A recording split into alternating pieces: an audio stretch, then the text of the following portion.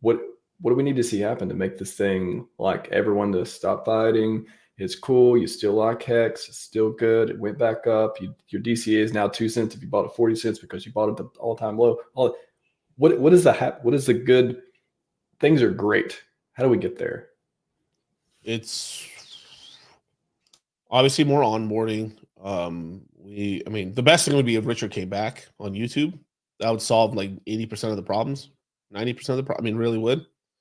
It just is what it is. Like, we need a marketer, and the biggest marketer that people know is the founder, obviously, right? So if the lawsuit goes away, Richard Hart comes back. I'm back, bitches. Holy shit, you guys. Woo! Green candle, candelabras. That'll fix 99% of the problems, damn near. Because it's all perceived leadership.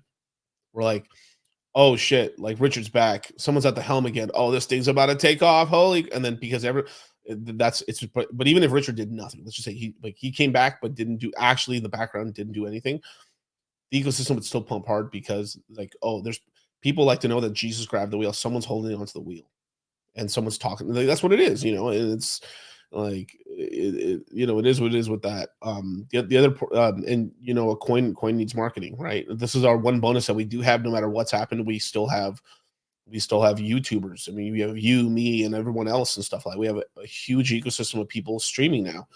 I think you asked me earlier what's probably one of the net negatives of like all these coins that are coming out is that there's a new coin every day, and it isn't like back in the day when like you had it just Hedron, right? You could just be shout out to Crypto Sloth, right?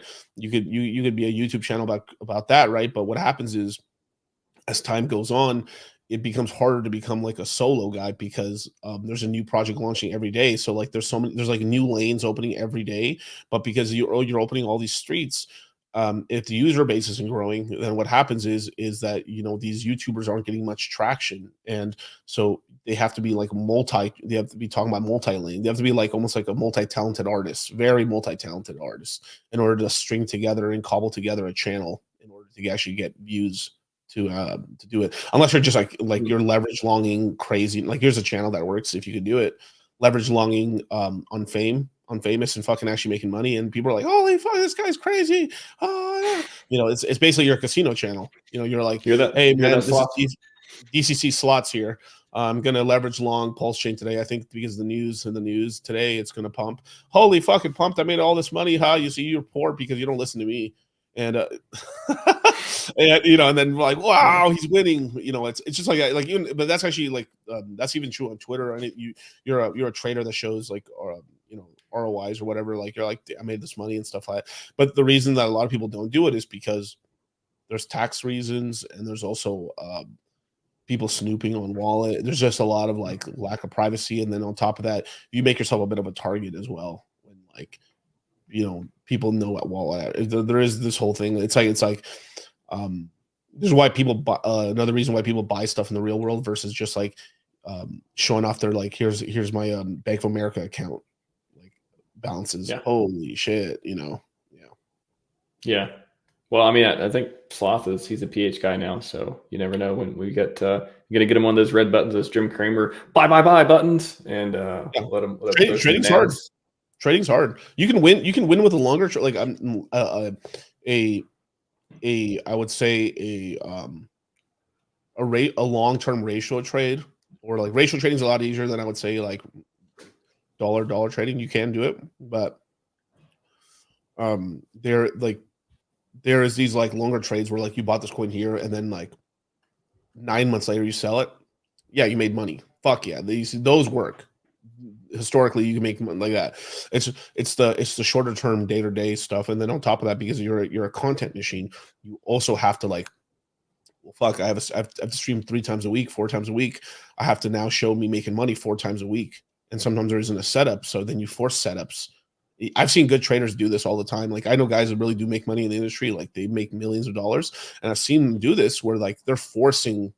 Sometimes there is no like move, and they're forcing it using leverage, or they're forcing it, and then they just get destroyed, Yeah. Well, I think, just speaking of Hedron 2, when V2 comes out, that's going to be exciting, bringing a lot more people. It's hard to get anyone to talk about it right now. It really is. I got Crypto Kong. He comes on every once in a while and talks about it. But and you know, Sloth, you know, been in the PH ecosystem, which I think hopefully will bring more money in than, you know, of course people are gonna get wrecked, all that stuff. It's just the nature of the products that when they get used incorrectly or otherwise, and you're gambling in certain ways. But hey, advanced users need these tools, so hopefully it grows the ecosystem. I think they're both. I mean, there's so many projects that I think they're either positive feedback loops. I've talked about this before, like which ones I'm interested in. I'm interested in either things that help the blue chips in some way, more features, or they're directly help people buy them or onboard them or whatever, or grow the ecosystem. They take capital that would otherwise be in other places and they make it make sense to come to PulseChain, lock it up. You know, we all have fun. Is that the part? So we were talking about, like, you know, what gets us to greatness next year or the year after, or however, growing the ecosystem, onboarding. Is it just green? Do we just need green candles? Like, what is the key? Green. I mean, I think Richard even said this. Like the best marketing is a green candle. It's a great price chart. I mean, it is what I mean. It's a chart setup. It's a chart setup for the charters, but it's like I mean, it's watch this. Like as an example, right? If I try, like, it's true. Like you should buy when it's not sexy, right? We know this. Like buy red, sell green, right? Buy low, sell high. Wow, Miguel, you're blowing my mind here. This alpha, this is insane. So you're telling me I should buy when things are fucking cheap and sell when things are high? That's right. Right? But easier said than done, right? Because people want to buy it for sure thing. They don't want to just like there's so much action going on around. There's everything, especially once the bull market really starts up and everything's pumping, and what happens is it isn't like everything just there's initial like everything rises and then there's a dislocation. So it happens every like 3 months, where in 3 months is a long time. You have to understand, like a year in crypto is a decade in the stock market, right? Or 12 years in the stock market, right? Every month is a year. So when your project doesn't pump for a month and everything else is pumping, your project has been standing still for a year. This is how the millennial Xers think. Like how this is how we think. Like these Xers, I mean, say Zoomers. I'm sorry. This is how the Zoomers and the millennials think. Is just like, and it's even the Xers and the Boomers too. It's because of how fast our industry is. Our industry moves like 1,000 miles an hour. So when like it's not what have you done for me, it's what have you done for me lately. It's in comparison, right? So there's tons of coins like I held, right, that I mean I fell prey to this as well, right? Is you have to be capital efficient, because sometimes like you only have limited, it isn't like you have unlimited dollars to keep putting in the market. Eventually, like, you know, this is all you have, and sometimes you have to sell a position off or portions of positions in order to buy something else that could actually move fast, right? It is what it is. And most of those things were pretty good ideas, but there was coins we were holding, right? We did the research on them, and they legitimately did like 100, 200, 300x. If we just held it, if I just had held it and didn't do anything and waited until the peak of the market, but until the peak of the market, they didn't do shit. They did like a 10x, 4x, and it's like, and everything else was doing more 30x's. So you're like, man, this is stupid. Why? Like, I'm so happy I sold that stuff. And then when you look back, you're like, oh damn, if I had actually held it the last 2 months of the bull market, this thing returned more than all the other coins, except, you know, I'm not talking about HEX, but like, you know, as an example, like that. Like a lot of stuff in GameFi, like Decentraland, this was fractions of a penny. It went to like $3-4, you know, massive amounts of returns, right? So it's the price chart, but I mean, the best thing you could probably do is like, if everyone here onboarded one person a month, just one person extra a month, like whatever you're doing right now, if you're already a YouTubing, cool, keep doing that. And if you're able to like onboard an extra person, that's literally it. Like how big the community is, right? If we were able to add an additional 5,000 people a month extra, I mean, that's massive. It's like, I mean, dude, it'll change everything. It really would. We're talking about 60,000 people, real users a month. I mean, a year. That's fucking huge. Huge.